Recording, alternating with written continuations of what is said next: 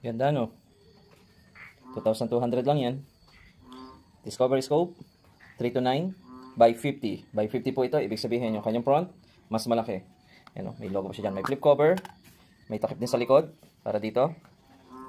Yan, 25.4 ang kanyang tube. Yan. May clear lang to. Kasing haba lang to ng ruler. Napakasimpleng scope, pero malaki yung kanyang objective lens, 50mm. Malinaw po yan. Isa sa pinakamurang scope mula sa Discovery, pero quality ang kanyang clarity.